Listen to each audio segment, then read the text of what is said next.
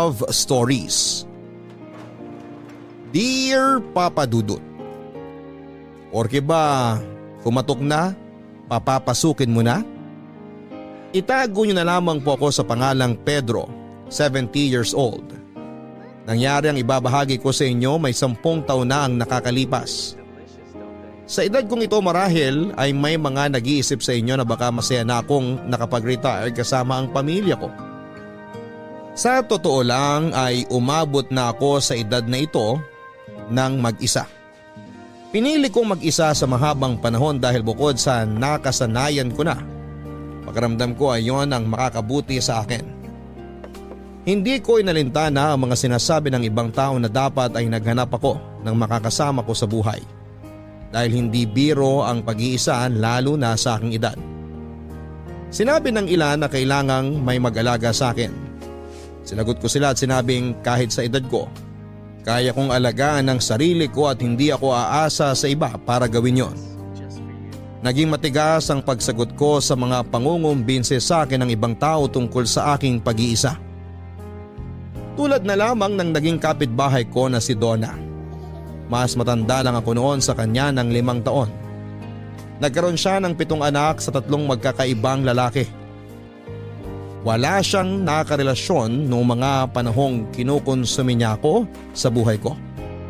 Pero hindi raw siya nawawala ng pag-asa na makajackpot na siya sa susunod niyang makakarelasyon. Uunahan ko na kayo Papa Dudut at mga kabarangay. Hindi naging kami ni Donna kahit mapunta pa tayo sa dulo nitong aking kwento. Gusto ko lang siyang isali sa kwento ko ngayon dahil malaki ang naiambag niya sa buhay ko at sa panibagong taong kumatok sa aking pintuan. Naalala ko noon isang hapon ng Miyerkules nang sumulpot si Donna para storbohin ako. Nakaupo ako noon sa aking maliit na bakuran at nakaidlip. Kakatapos ko lang noon na magdilig ng mga halaman ko at medyo sumakit ang likuran at tuhod ko.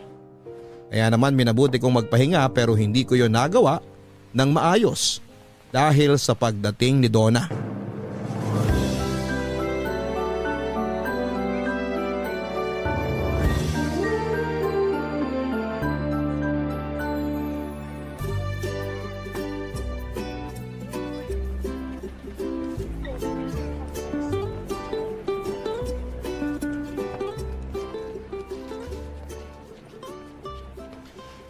Kuya Pedro!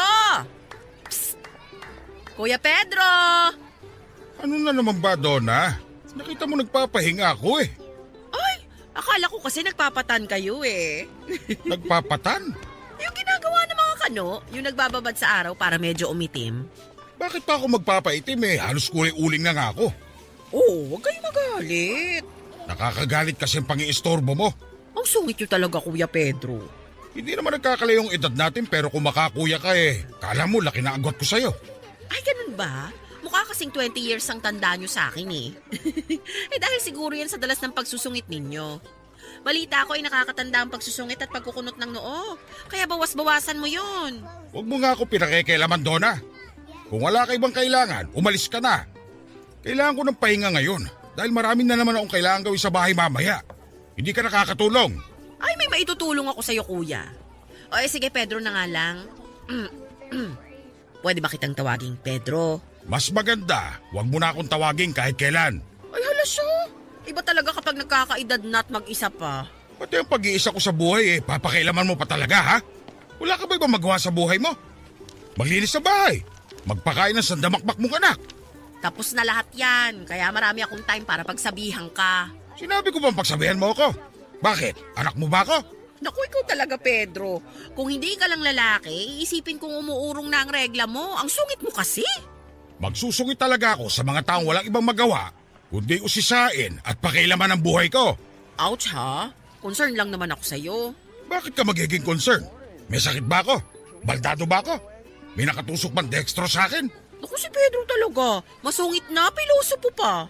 Pilosopo ako sa mga taong walang ibang ginawa kundi... Makialam sa buhay mo. Alam ko na yan. Bakit nakikialam ka pa rin? Hindi naman sa nakikialam, pero gusto ko lang payuhan ka.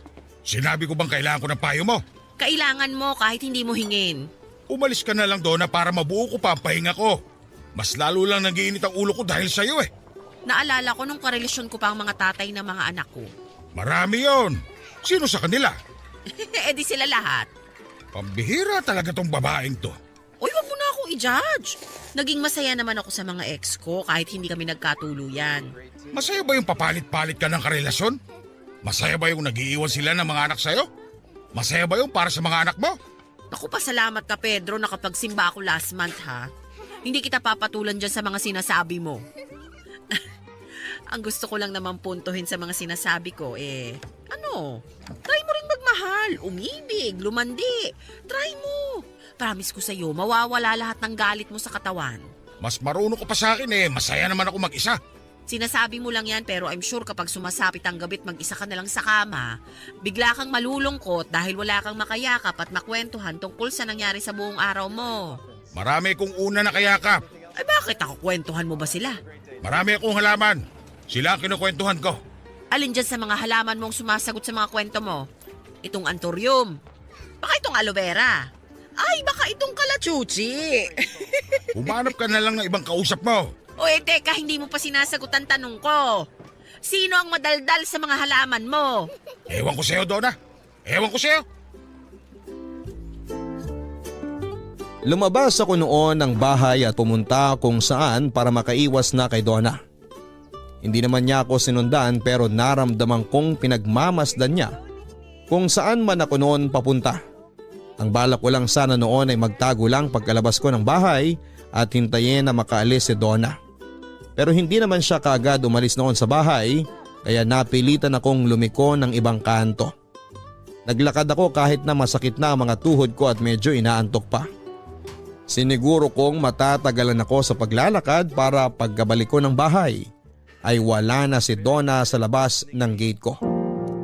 Nagpahinga lang ako saglit at sumandal sa isang poste na nakita ko sa kabilang kanto. Inabol ko ang aking hininga dala ng matinding pagod. Hindi na talaga sanay ang katawan ko sa paglalakad ng malayo. Lagi lang kasi ako noon na nasa bahay at hindi talaga ako lumalabas kung hindi naman kailangan. Napilitan lang talaga akong lumabas para maiwasan na ang pakialamerang si Donna. Noong nakabawi na ako ng lakas, naglakad pa akong muli. Medyo natuwa ako dahil nakalanghap din ako ng ibang hangin bukod doon sa nakapaligid sa aking bahay. Hindi ko na inalintana ang pagsakit ng aking mga tuhod dahil nasiyahan ako sa pagbamasid sa paligid ko. Hanggang sa nadaanan ko ang isang maliit na bakery. Naglaway ako sa may nakita kong tinapay papadudot kaya kinapa ko ang aking bulsa. At nasaktuhan namang meron akong dalang barya mula sa sukli ko sa pinangbayad sa inuming tubig ko noong bandang umaga. Binilang ko yon at saka inisip kung ano ang kakayaning mabili ng mga baryang yon. Nakakuha ko ng 3 malunggay pandesal, isang Spanish bread at 2 puding. Natuwa ako dahil kasya na yon hanggang bukas ng hapon.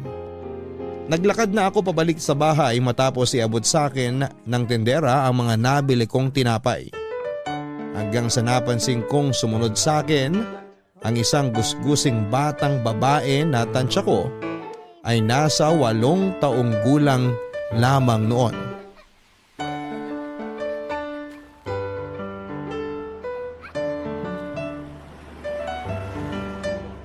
Kanina mo pa ako sinusundan? Anong kailangan mo, bata? Hindi po bata ang pangalan ko. Ningning po. Ay, wala akong pakialam sa pangalan mo. Huwag mo na ako susundan, ha? Eh bakit po hindi kayo pwedeng sundan? Masama po ba kayong tao? Kasi sabi po ng tatay ko dati, huwag sundin ang mga masasamang tao. Iba ang sundin sa sundan. Ang gusto ko, huwag mo kong sundan. Eh ano po ba pinagkaiba nung sundin tsaka sundan? Itanong mo sa tatay mo. Eh wala na po akong tatay. Oh, problema ko ba yon? Sabi niyo kasi itanong ko sa tatay ko eh. Sumagot lang naman po ako. Ay, ang daldal mong bata ka. Yan nga rin po ang sabi ng tatay ko. Ay, umuwi ka na nga sa inyo. Wala na akong lakas para makipag-usap pa sa'yo. Wala po akong uuwian eh. Problema ko ba yon? Sabi niyo po kasi umuwi ako sa bahay namin. Sumagot lang naman po ako. Eh, pagkapiloso pa rin, no, Mingming. Mingming po, hindi Mingming. Hindi naman po ako nagmimiyaw. Wala akong pakialam sa pangalan mo. Ang gusto ko, sundin mo ang sinasabi ko. Hindi po susundan? Nakakaubos ka ng pasensya. Nagtatanong lang naman po eh. Magtanong ka sa ibang tao, huwag sa akin. Bakit hindi po pwede sa inyo? Hindi po ba kayo tao? Eto na naman tayo. Uuwi na ako. Huwag mo ako susundan, ha? Huwag kayong susundan o huwag kayong susundin? Alin po ba sa dalawa yung gusto nyo? Sundin mo ang sinasabi ko sa'yo. Huwag mo kong sundan. Ang sungit nyo naman po. Ang kulit mo kasi. Makulit po ako pero hindi naman po ako masamang tao. Bakit? May sinabi ba ako na masama ka? Kasi po 'di ba, pwede tayong magalit sa mga masasamang tao. Bakit kayo nagagalit sa akin? Hindi naman po ako masamang tao. Alam mo, subukan mo maghanap ng pwede mong makausap kasi ayoko makipag-usap sa'yo. Bakit naman po? Ayan na naman. Bakit ayan na naman po? Bata, Ningning po. Ningning, bibigyan kita ng isang pandesal. Talaga po? Salamat po! Kasi kanina pa po ako nagugutom eh. Kapag nagugutom ka ba nagiging palatanong ka. Hindi naman po. Marami lang po akong tanong kasi marami po akong gustong maintindihan. Hindi lahat ng bagay kailangan mo maintindihan. Kailangan mo lang tanggapin na ganun talaga yon. Po? Ay, kunin mo na lang tong pandesal at umalis ka na, ha? Sige po. Huwag mo ako susundan. Pero susundin ko po kayo? Oo, Pag susundin ko po ang sinabi nyo na huwag kayong susundan po, hindi na ba kayo magsusungit?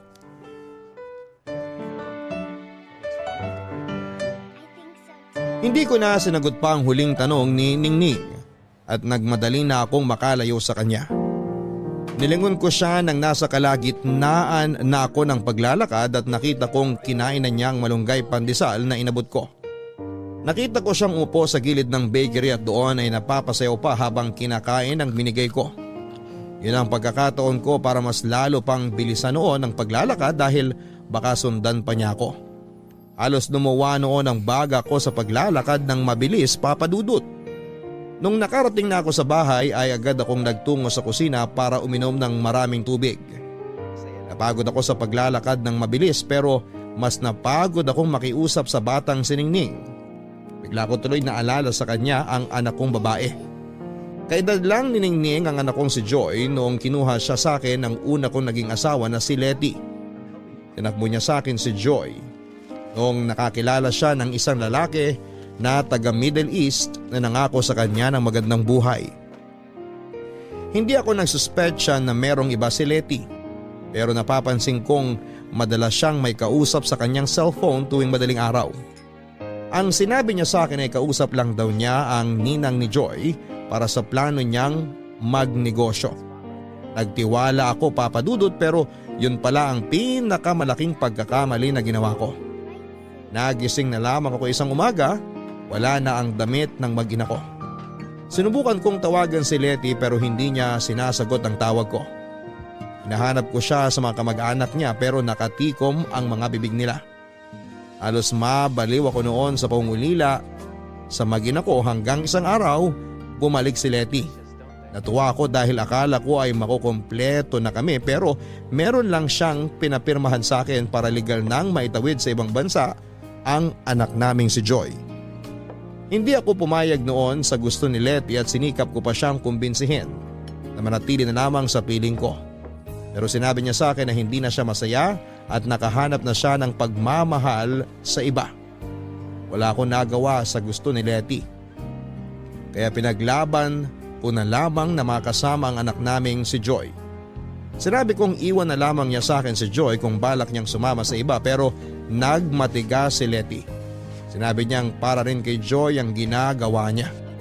Hindi ko maintindihan noon si Letty hanggang sa sinabi niyang taga Middle East na karelasyon niya ang tatayong ama ni Joy para mabigyan siya ng magandang kinabukasan. Kinumbinsi niya akong mayaman ang lalaking yon at kaya niyang ibigay ang mga bagay na hindi ko kayang ibigay kay Joy. Pinamukha sa akin ni Letty lahat ng kakulangan ko pagdating sa pera para lamang mapapayag ako. Napapayag nga ako noon, Papa Dudut, pinirmahan ko ang papeles na nilatag ni Letty. Hindi na ako nakapag-isip noon dahil gusto kong mabigyan ng mas magandang buhay ang anak kong si Joy. Nung nakalis na si Letty ay saka ko na-realize ang kamali ang ginawa ko. Nabigla lang ako sa pagpirma pero noong natauhan na ako ay wala na akong magawa. Yun ang huling beses na nakita ko si Letty. Wala na rin ako naging balita sa kanila ni Joy mula noon. Sa paglipas ng mga araw ay nakaramdam ako ng lungkot dahil naalala ko ang anak kong si Joy. Sinisi ko si Ningning dahil doon, Papa Dudut. Sinubukan ko na kasing tanggalin sa alaala ko ang anak kong si Joy dahil nasasaktan lamang ako kapag naaalala ko siya. Nagkulong akong muli sa kwarto ko dahil nawalan ako ng gana na asikasuhin muli ang sarili ko. Saka lang ako lumalabas noon kapag hindi ko na makayanan pa ang labis na gutom. Napabayaan ko na rin ang mga alaga kong halaman pero narinig kong may mga nagpubuhos ng tubig doon. Sinilip ko mula sa bintana at nakita ko si Donna. Nakita niyang nakasilip ako kaya naman kumaway siya. Agad kong sinara ang bintana ko at saka nagbalik sa pagkakahiga. Inayaan ko na lamang si Donna sa ginawa niya sa mga halaman ko dahil wala akong lakas noon para makipagdiskusyon sa kanya. Kahit aminado akong nag-aalala ako noon sa mga halaman ko ay hindi ko pa rin kinaya ng katawang kong manumbalik ang sigla at gana ko sa pag-asikaso sa mga yon. Natapos lamang ang pagmumukmuk ko noong dumaan ang nag-aabot ng mga bill ko sa kuryente at tubig. Noong nakalabas na ako ulit, saka ko binigyan ng pansin ng mga halaman kong halos malunod na rin dahil sa dami ng mga pinangdilig ni Donna. Napailing na lamang ako at saka kinuha ang mga kailangan ko para ayusin ang mga halaman ko.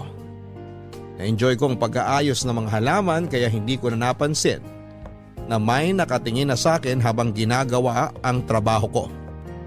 Noong tumayo ako para kumuha ng dagdag na lupa sa kabilang side ng bakuran ko, ay nakita ko si Ningning. Parehas pa rin ang suot niya noon. Ilaw na oversized t-shirt ng mukhang bestida niya yon dahil lumagpas na hanggang sa sakong niya. Madungis pa rin si Ningning noon at walang sapin ang mga paa niya. Napailing na lamang ako dahil alam kong mangungulit na naman siya. Nangyari nga ang iniisip ko. Nagsimula na naman siyang makipag-usap sa akin, Papa Dudut. Magandang hapon po, tatay! Huwag mo nga akong tawaging tatay. Hindi kita anak. Hindi po ba pag matanda ang lalaki, tinatawag na pong tatay? Tinatawag mo lang na tatay ang isang lalaki kapag ama mo siya. Ah, meron po ba kayong anak? Eh bakit ka ba nandito? Paano mo nalaman ang bahay ko? Sinundan ko po kayo nung naubos ko yung pandesal na binigay nyo. Paanong nasundan ang bilis kong nakawala sa'yo? Akala nyo lang po mabilis kayo. Naabutan ko nga po kayo Pero nagtago lang ako kasi baka po sungitan nyo po ako ulit. Talagang susungitan kita kasi makulit ka. Umalis ka na nga. Ano po yung ginagawa nyo? Inaayos ko mga halaman ko. Kaya umalis ka na para matapos ko na to. Kapag inabot ako ng dilim, hindi ko na makikita itong mga ginagawa ko. Maglagay po kayo ng ilaw kapag madilim para makita nyo po. Ay, ayoko na makipag-usap sa'yo ha. Umalis ka na sabi. Teka lang po. Ano na naman ba? Itatanong mo na naman ba kung anong pinagkaiba ng sundin at sundan? Ibabalik ko lang po sa inyo ang malunggay pandesal na binigay nyo. Paano mong ibabalik naubos mo na nga? Pinagloloko mo ba ako? Hindi po. Bumili po ako. Andito nga po sa bulsa ko Ito po Kainin mo na lang yan para mabawasan ang kadaldalan mo. Ibabalik ko lang po sa inyo tong pandesal. Hindi ibabalik, ibibigay. Pag ibabalik, ibig sabihin, hiniram lang. Bakit? Yun bang eksaktong pandesal na binigay ko sa inyo nung nakaraan ang ibabalik mo? Hindi naman, di ba? Ibang pandesal na yan, di ba? Naiintindihan mo ba? Hindi po. Ay, ang hirap mong kausap. Kayo nga pong mahirap kausap Gusto ko lang naman pong ibalik tong pandesal sa inyo. Wala ka na ngang ibabalik kasi naubos mo na yung pandesal na binigay ko sa'yo dati. Ibang pandesal na yung hawak mo. Parehas po kasi ng sukat, kulay, amoy at lambot ng pandesal na binigay nyo tong pandesal na nabili ko. Pero magkaiba pa rin yon. Natagalan po ako sa pagpili ng pandesal na katulad nung inabot ninyo. Tiningnan ko pong mabuti kung alin din yung kaparehas ng pandesal na binigay nyo eh. Wala ka nang mahahanap na katulad ng pandesal na binigay ko sa'yo dahil nag-iisa lang yun at naubos mo na. Kaya nga wala ka nang maibabalik sa akin, di ba? Naintindihan mo na. Hindi pa rin po. Basta po ang alam ko, sabi ng tatay ko dati, kapag may ginawa siyang mabuti ang isang tao, ibabalik mo po yun sa kanya. Mali ang pagkakaintindi mo sa sinabi sa'yo ng tatay mo. Mali po ba? Hindi niyo po kasi pinaliwanag sa akin ng mabuti eh. Kasi po nasa langit na po siya. Gaano ka naman kasigurado na nasa langit ang tatay mo? Napupunta raw po kasi sa langit ang mga tatay. Mali yan. O bakit naman po? Hindi lahat ng tatay napupunta sa langit. Yan na lang ang tandaan mo. O siya, umalis ka na para makapagtrabaho na ako. Napupunta raw po kasi sa langit ang mga tatay. Nanikip ang dibdib ko nang sabihin yon ni Ningning, Papa Dudut. Gustuhin ko man noon na makipagtalo pa kay Ningning ay hindi ko na rin nagawa pa dahil nang hina na naman ako ulit. Napupunta raw po kasi sa langit ang mga tatay. Paulit-ulit na naglalaro sa isipan ko ang linyang ito ni Ningning. Isa akong tatay pero sigurado ako noon na hindi ako mapupunta sa langit. Ni makasilip sa gate na ginawa ng Diyos, papasok sa kaharian niya ay imposible ko noon na magawa. Hindi ako naging mabuting ama hindi lang sa anak kong si Joy kundi sa isa ko pang anak na si Ira. Si Ira ang naging bunga ng pagmamahalan namin ni Mercy, ang pangalawa kong naging karelasyon. Natagalan bago ko sumubok ulit na magmahal after kong iwan ni Letty, Papa Dudut. Noong nakilala ko si Mercy ay sinubukan ko siyang iwasan dala ng takot na baka mawala rin siya tulad ni Letty at Joy. Kaya naman kahit nararamdamang kung gusto ko na si Mercy ay nagpigil ako. Pero talagang naging mapilit si Mercy na makilala ko at doon ay nagpaubaya na ako sa kanya. Muli akong sumugal na magmahal sa piling ni Mercy at hindi ko naman yon pinagsisihan. Pinaramdam ni Mercy sa akin na ako lamang ang mamahalin niya sa hirap man o sa ginhawa. Hindi ko siya noon magawang pakasalan dahil kasal pa ako noon kay Letty pero inintindi niya yon. Para sa kanya ay sapat na noon na magkasama kaming dalawa hanggang sa aming pagtanda. Pero hindi yun nangyari, Papa Dudut, dahil sa isang trahedyang sumira ng lahat sa akin. Umuwi ako noon ng probinsya para bisitahin ang kapatid kong nagkasakit. Iniwan ko ang mag-ina kong sina Mercy at Ira sa dati naming bahay. Isa yung malaking pagkakamali sa akin noon, Papa Dudut. Nakiusap sa akin sina Mercy na sumama na lamang sa pag-uwi ko sa probinsya pero tumanggi ako dahil sabi kong balikan lang naman ako, Papa Dudut. Sinabi ko rin na kailangang may magbantay sa bahay. Hindi ko na naisip noon na ang mag-ina ko ang kailangang mabantayan mula sa mga masasamang loob. Nalaman ko na lamang pagka-uwi ko na pinatay ang mag-ina ko ng 3 lalaking nanloob sa bahay namin. Andito ka na naman, bata ka. Kahapon lang andito ka na. Tapos ngayon. Ningning na lang po ang itawag niyo sa akin. Kayo po, anong itatawag ko sa inyo? Wala kang dapat itawag sa akin dahil hindi kita kilala. Ako nga po si Ningning. Ano na naman ba kailangan mo? Wala na po kasi akong mapupuntahan eh. Nalibot ko na lahat dito. Lumibot ka ulit. Pero umiwas ka rito sa bahay ko. Gusto ko po kasi kayong makausap eh. Ayaw kitang kausap. Marami akong ginagawa. Nakaupo lang naman po kayo tapos nagpapaypay. Nagpapahinga lang ako. Pambuelo ko ito sa dami ng kailangan kong trabahuhin mamaya. Mamaya pa naman po pala yung trabaho nyo. Baka po pwedeng magkwentuhan muna tayo. Kahit ako na lang po yung magpaypay sa inyo para hindi kayo mapagod. Ano ba magkwentuhan? Umarap ka nga ng mga kaedad mo. Doon ka makapagkwentuhan, hindi sa akin. Gusto ko po kayong kausap kasi natututo po ako sa inyo eh. Wala ka matututunan sa akin. Umalis ka na. Meron po. Sabi nyo nga eh, hindi lahat ng tatay napupunta sa langit. Yun lang ang paniniwala ko. Ay, asan ba ang nanay mo? Hindi ko na po nakilala ang nanay ko eh. Iniwan daw po ako sa tatay ko nung baby pa lang ako. Sinabi ba ng tatay mo yan? Hindi po. Yun po yung naging asawa po ni tatay. Stepmother mo? Yun po bang tawag dun? Kapag di mo nanay ang kinakasama ng tatay mo, stepmother ang tawag doon. Stepmother? Asan ang stepmother mo?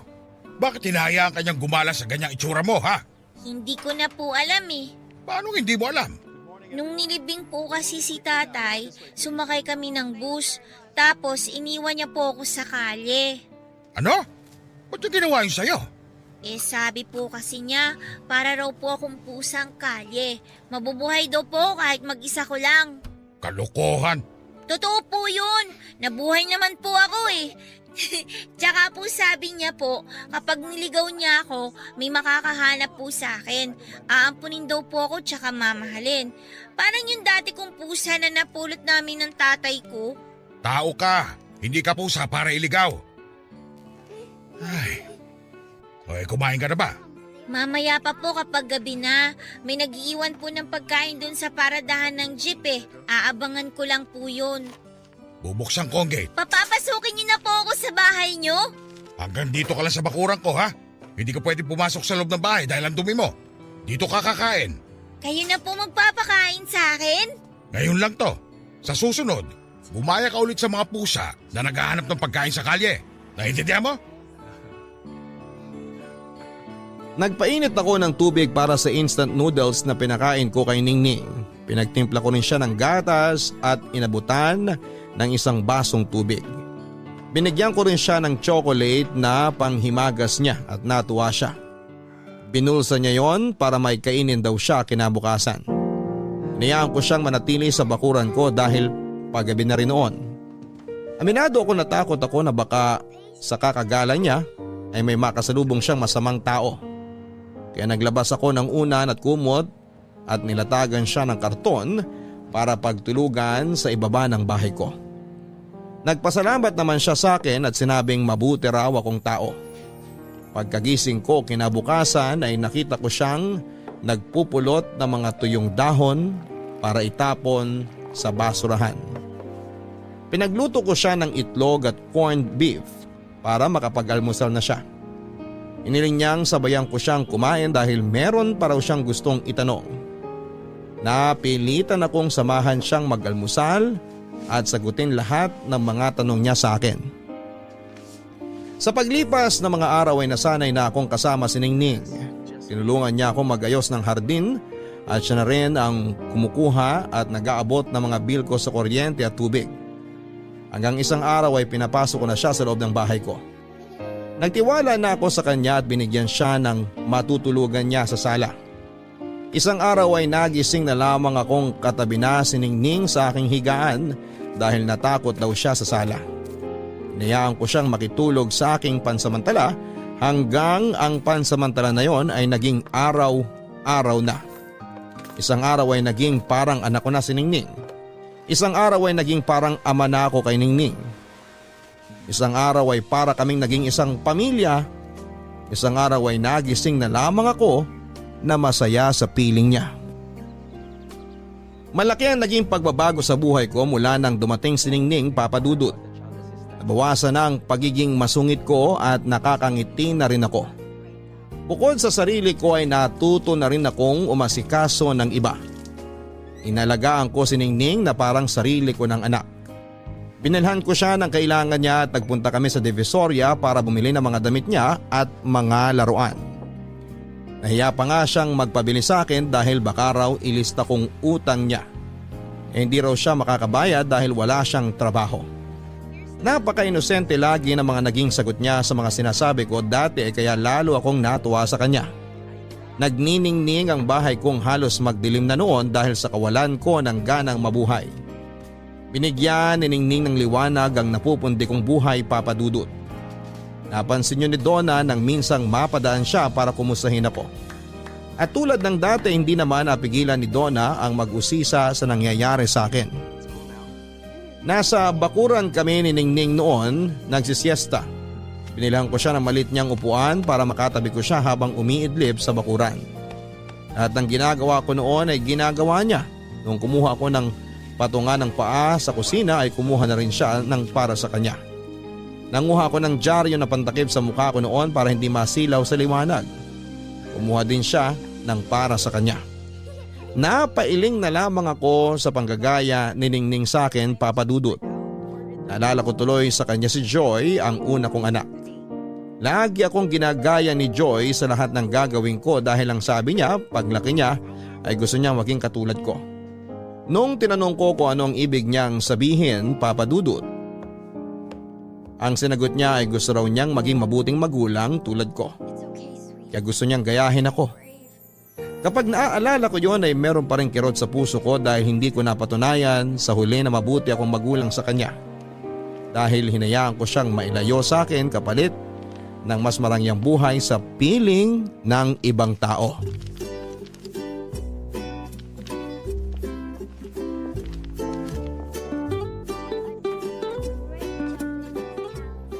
Bakit po may dyaryo sa mukha ninyo? Ano kayo, mga tinapa?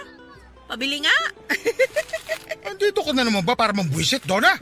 Ako po si Ningning, Ate Donna. Aba, ay hindi ka naman nagsasabi, Pedro. Meron ka na palang anak. Kailan mo siya inireha? Hindi ko siya anak. Eh ano, halaman mo. Nadampot ko lang dyan sa labas. Nadampot? Ano, pusa lang? Yun nga po ako, pusang ligaw. Meow, meow. Hoy, Pedro! Ikaw ba talaga yan? Okay, bakit? Tumatawa ka na? Kailan mo pa natutunan yan, ha? Umalis ka na nga, Donna. Istorbo ka talaga sa pahinga. Isang tawa pa nga dyan. Ang sarap sa ears. Tumigil ka na sabi. Lagi naman pong tumatawa si Pedro. Oy, bata! Ningning pong pangalan ko. O siya, Ningning, hindi dapat Pedro lang ang tawag mo sa kanya. Iyon daw dapat ang itawag ko sa kanya eh. Hindi po ba, Pedro? Ako nagsabi. Baguhin mo naman, Pedro. Pwede namang tito, kuya, o kaya tatay. Hindi ko siya kaano-ano para tawagin ako ng ganyan. Ayos na yung Pedro. Gusto niyo po bang pumasok dito, Ate Donna? Gusto ko sana kung papayag si Pedro. Ako na po magbubukas ng gate. Ningning, huwag mo siya pagbuksan. Bakit naman po? Hindi ako nagpapapasok ng di ka kilala. Eh bakit niyo po siya kinakausap kung hindi niyo po siya kilala? Oo nga naman, Pedro. Saka alam niyo po yung pangalan niya eh. Eh di kilala niyo nga. Ningning 1, Pedro 0. Hoy, Donna, ano ba? Ito na nga, aalis na. Nice to meet you, Ningning. Huwag po muna kayong umalis. Samahan niyo po kami ni Pedro. Magluluto kami ng champurado pang merienda. Ay, paborito ko ang champurado. Sige, game ako dyan. Aabutan na lang kita ng champurado, Donna. Basta umalis ka na lang ngayon. Naririndi ako sa boses mo eh. Ang laki talaga ng pagbabago ni Pedro. Nagbibigay na ngayon ng pagkain. Samantalang dati, kahit yung panis na pagkain mo, ipagdadamot mo pa. Tapos Ay, ngayon... tumigil ka na nga, Donna. O sige na nga, baka biglang bawiin pa yung tsampuradong ibibigay mo. Oy, Ningning ha, narinig mo ang sinabi ng tatay Pedro mo. Hindi ako ang tatay niya. Ako na pong bahala sa champurado niyo, Ate Donna. Lalagyan ko po ng maraming gatas bago ko iabot sa inyo. Ay, paborito na kita, Ningning. Paboritong paborito. Nainis ako kay Donna dahil napansin niyang lumalambot na ako, Papa Dudut. Hindi naman yon maintindihan noon ni Ningning. Kahit na nagsusungit ako dati kay Ningning, ay wala siyang ibang makita kundi ang minsang kabutihan na ipinakita ko sa kanya. Yung time na inabutan ko siya ng malunggay pandesal. Yun ang tumatak sa kanya kaya kahit anong pagsusungit at pagtataboy ko sa kanya noon ay wala siyang ibang iniisip kundi mabuti akong tao. Kaya tuloy ay napanindigan ko nang maging mabuti para kay Ningning. Ayoko noon na makita niya ang dating Pedro na masungit, magaspang ang ugali at hindi marunong makisama sa kapwa. Gusto ko noong magbago para may mabuting sundan si Ningning habang lumalaki siya. Aminado akong nahirapan ako noong una na magbago sa nakasanayan kong ugali at buhay. Pero malaki ang tulong ni Ningning para sa pagbabagong gusto ko. Naging inspirasyon ko siya sa buhay para pagbutihin ko ang sarili ko. Muli kong naalala si Ningning sa isa ko namang anak na si Ira. Si Ira ang naging dahilan ko noon para pagbutihin ang sarili ko dahil Kapalit noon ang magandang buhay sa anak ko. Nagpakahirap akong pumasok sa mga trabaho para lamang makaipon ako noon para sa kinabukasan ni Ira. Alam ko kasi noon na naging issue sa una kong asawa na si Letty na hindi ko maibigay ang magandang kinabukasan sa anak kong si Joy dahil maliit lang ang kinikita ko noon. Kaya naman sinubsob ko ang sarili ko sa pagtatrabaho nang maging anak ko na si Ira. Natakot din kasi ako na baka makita rin ni Mercy ang kahirapan ko at gawin niya yung basihan para iwanan ako. Alam kong sinabi na niya na hindi importante kung may pera ako o wala, pero alam kong darating ang panahon na magiging issue sa amin ang pera tulad ng nangyari sa amin ni Letty. Kaya bago pa man kami umabot ni Mercy sa ganon ay sinigurado kong magkakaroon ako ng maraming pera para mabuhay ko silang mag-ina. Nagkapera naman ako, Papa Dudut, pero nawala pa rin sina Mercy at Ira sa akin. Nawala sila dahil sa mga taong halangang kaluluwang nanlimas ng mga pinaghirapan kong ipunin para sa mag-ina ko.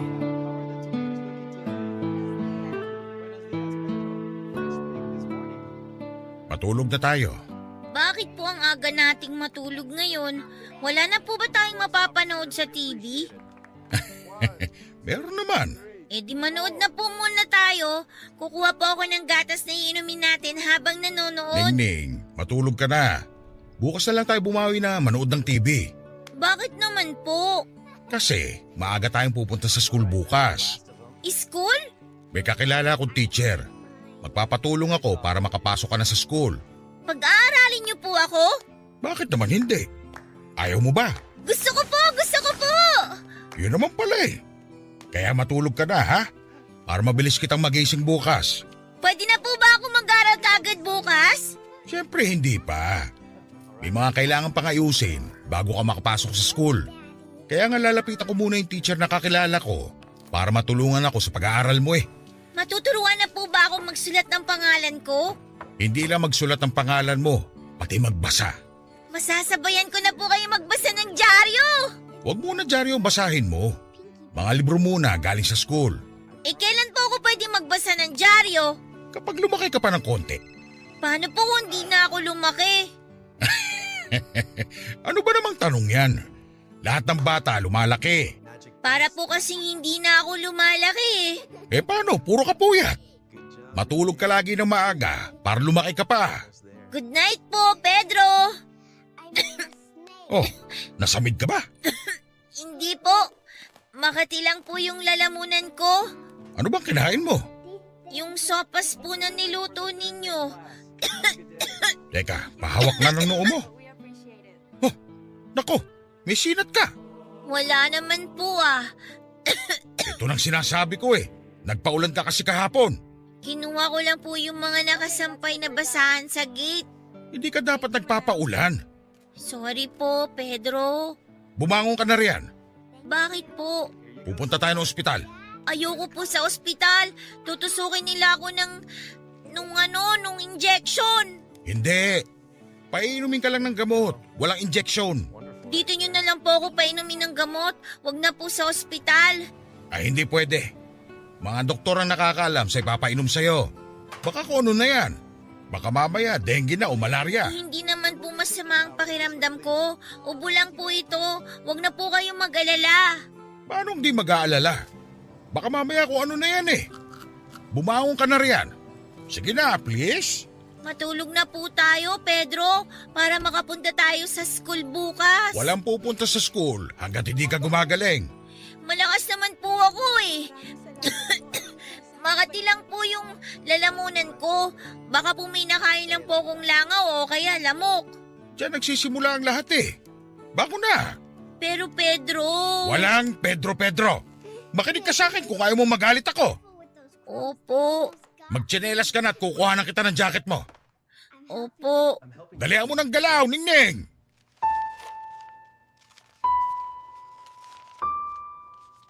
Hindi ko sinasadyang masigawan noon si Ningning pero natakot lamang ako sa sinat niya.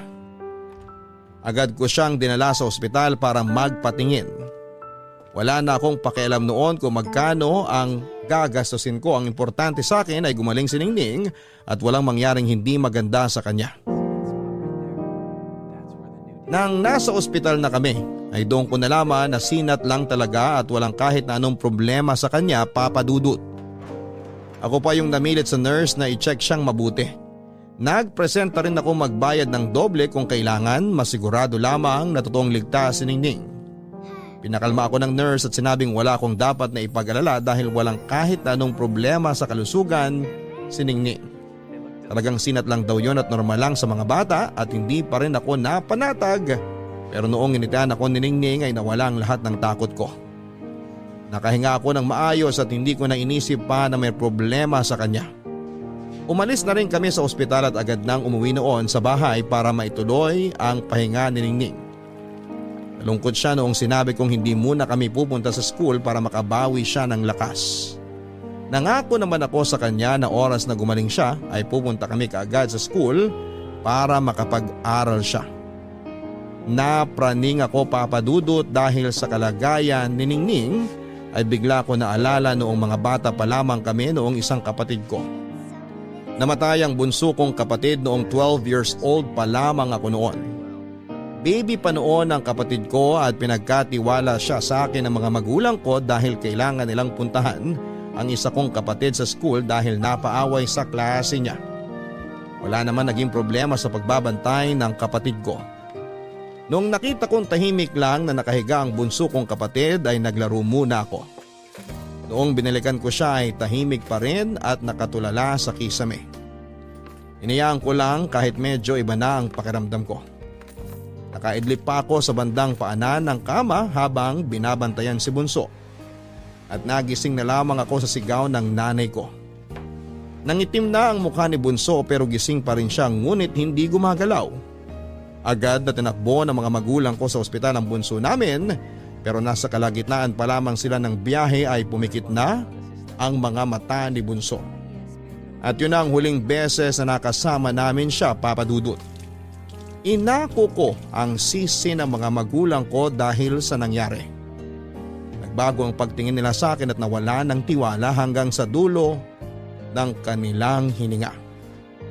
Kaya pinangako ko sa sarili ko na lahat ng mahal ko sa buhay ay di mawawala sa mundong ito nang hindi ko inaalagaan at hindi ko pinaglalaban.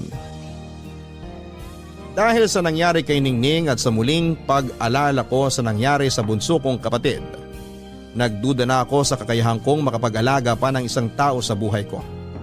Natakot na ako na baka mapasama ang buhay ni Ningning dahil sa akin. Naisip ko na kapag nagtagal si Ningning sa buhay ko ay baka wala akong magandang maidulot sa kanya. Kaya naman nag-decide akong wag na lamang siyang ampunin. Hindi ko muna yung sinabi sa kanya, inintay ko muna na gumaling siya sa kanyang lagnat. Nakailang beses siyang nagtanong sa akin tungkol sa pagpapaaral ko sa kanya. Pero naging matipid lamang ang mga naging sagot ko.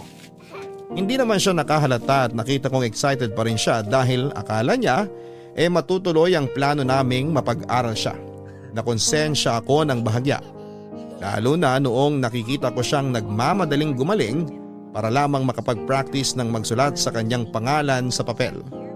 Mas lalo tuloy akong nahirapan noon dahil hindi ko kayang sirain ang kagustuhan niyang makapag-aral. Napamahal na sa akin si Ningning, Papa Dudut.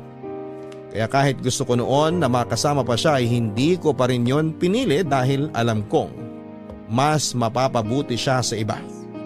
Naisip kong hanapin ang stepmother niya o kaya ay kahit na sinong kamag-anak niya para kunin na siya.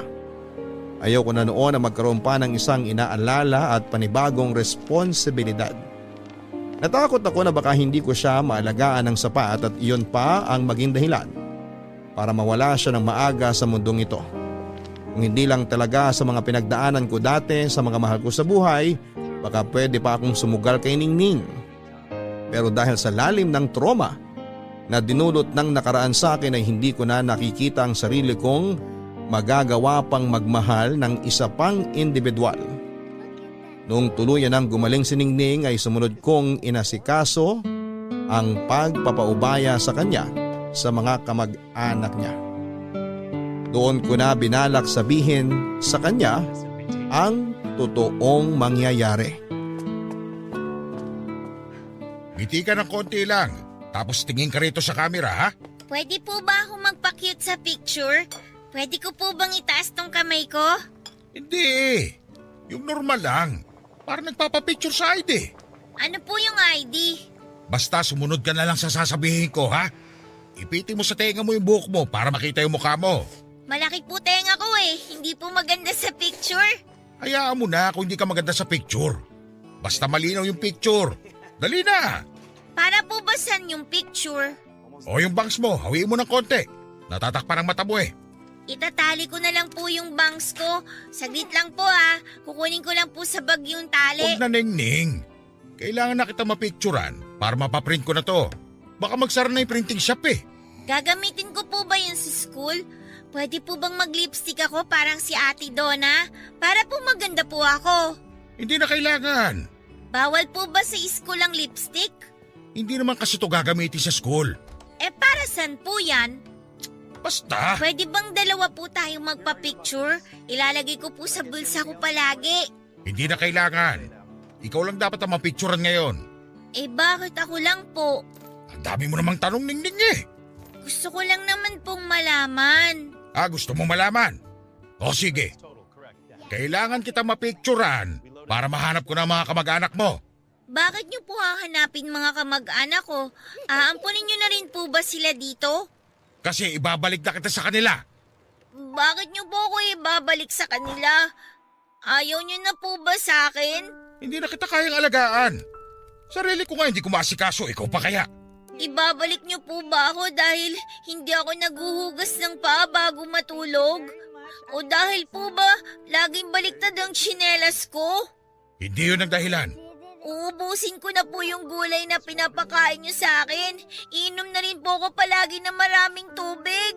Kailangan mo na nga bumalik sa totoo mong pamilya. Ayaw niyo na po ba ako maging pamilya niyo? Bata ka pa. Hindi mo maiintindihan. Pag lumaki ka na, mauunawa mo itong ginagawa ko para sa'yo.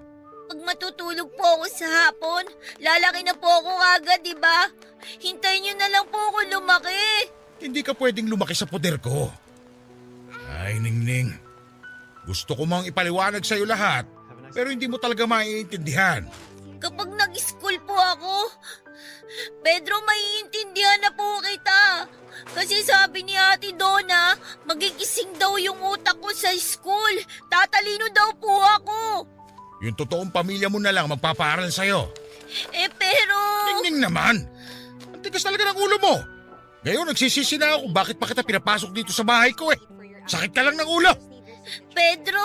Umayos ka na ng tayo para mapicturean na kita. Para matapos na to. Dali mo! Pedro! Ano? Ayaw niyo na ba ako maging anak?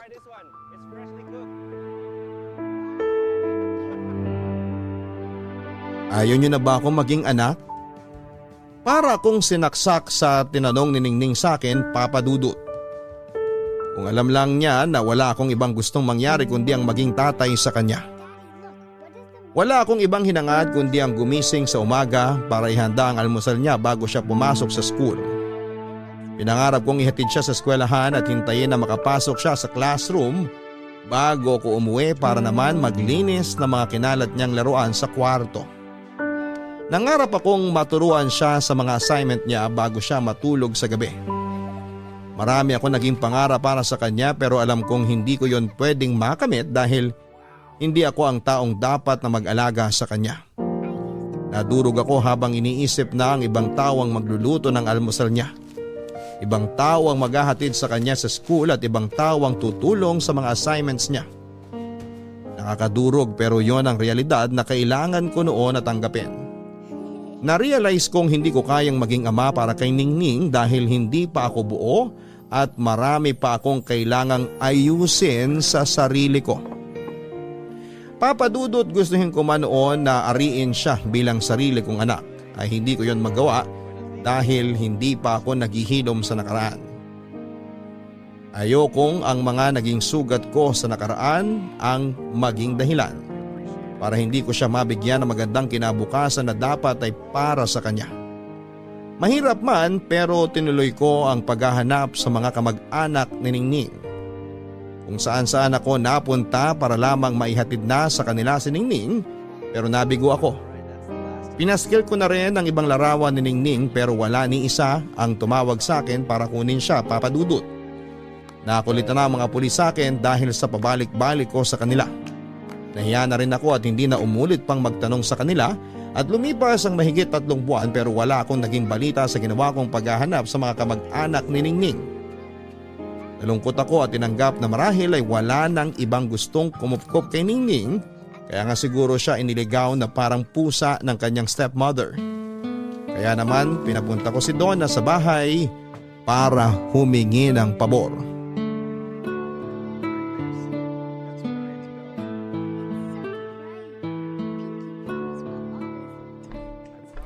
Wow! Ang ganda pala ng loob ng bahay mo, Pedro. Yayamanin. Maupo ka. Salamat. Ano ba yung kailangan mo? Mukhang seryoso yan ha. Ngayon mo lang ako pinapasok dito sa bahay mo eh. Hihingi lang sana ako ng pabor sa'yo. Naku, parang hindi ako pwedeng tumanggi sa'yo ah. Sa totoo lang, nagbabakasakali ako na hindi ka tatanggi. O ano ba yon? Kailangan mo ba ng caretaker dito sa bahay mo? Pwede naman. O kailangan mo ng kakausap sa mga halaman mo sa umaga? Pwede bang ampunin mo na si Ningning? Ano? Handa akong tumulong sa'yo sa gastos. Kunin mo lang siya sa bahay mo. Ituring mo ang sarili mong anak. Alam kong gipit ka rin dahil sa mga gastusin mo sa mga anak mo. Pero handa akong tumulong sa'yo. Eh kung ikaw din naman ang gagastos para kay Ningning, bakit di na lang siya pumirmi rito sa bahay mo? Bakit kailangang ilipat pa sa akin? Hindi ko na siya kayang alagaan. Paano bang hindi mo kayang alagaan? Eh mula nung inampun mo siya, nagkalaman na ang mga pisngi niya. Hindi na siya gusgusin at hindi na rin siya amoy isda. Mas maaalagaan mo siya kaysa sa akin.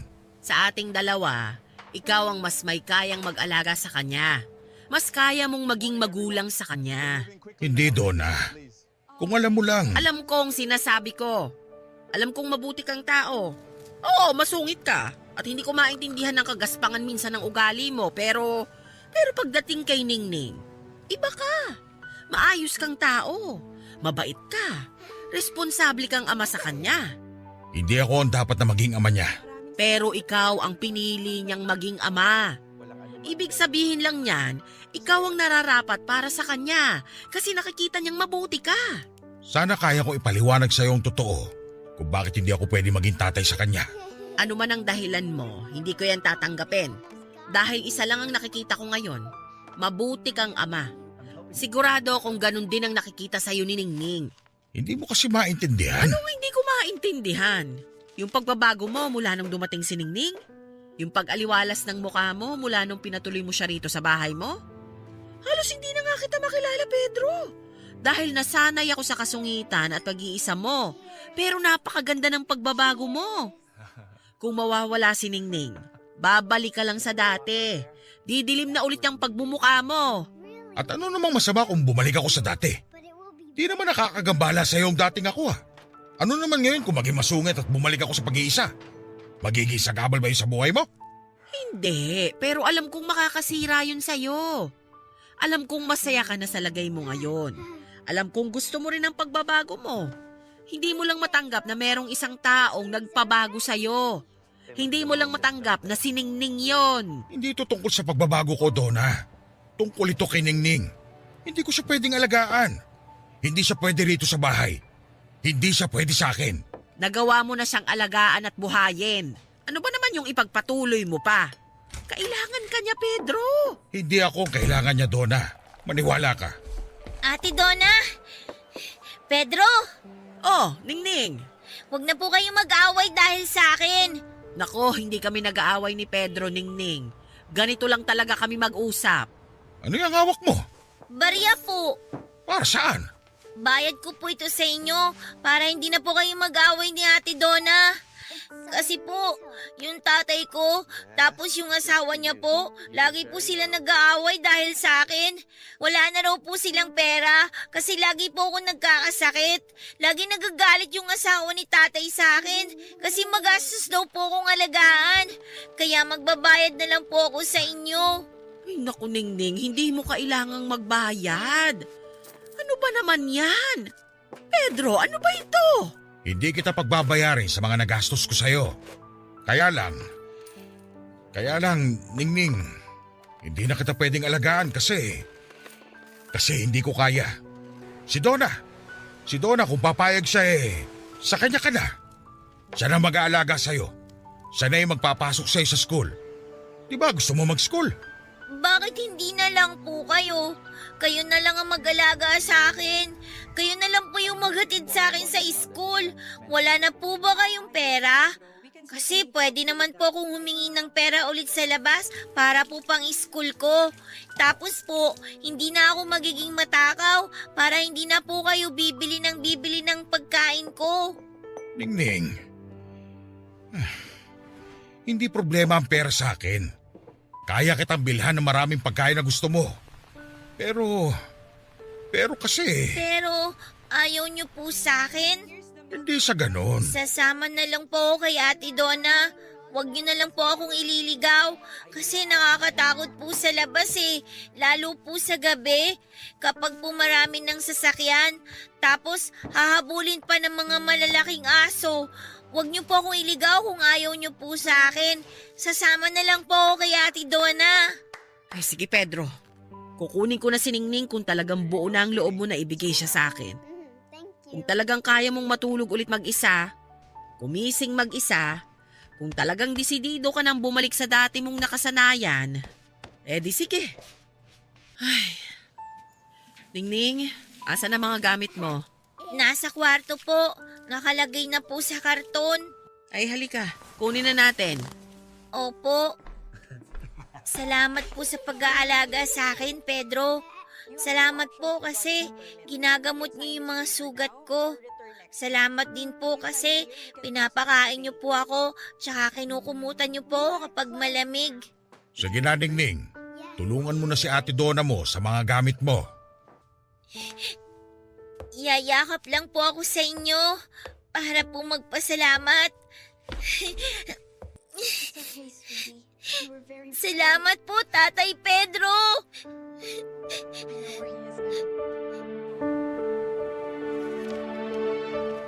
Tatay Pedro, napakagaang pakinggan. Tinawag ako ni Ningning na tatay at doon ako tuluyang nagiba, Papa Dudut. Nawala lahat ng pagpapanggap kong matapang ako. Mas nakaramdam ako ng takot dahil nagustuhan ko ang pakiramdam na tawaging tatay. Naisip kong hindi ako yon. Matagal akong natakot na muling maging tatay dahil 2 bata na ang hindi ko naalagaan ng wasto. Pero noong niyakap ako ni Ningning at tinawag akong tatay, yung takot ay andun pa rin pero tinulak ako ng takot na yon para mas makita ng malinaw na handa na ako. Handa na akong maging tatay muli. Ang takot na naramdaman ko ang nagpamulat sa akin ng ganon talaga kapag magulang ka.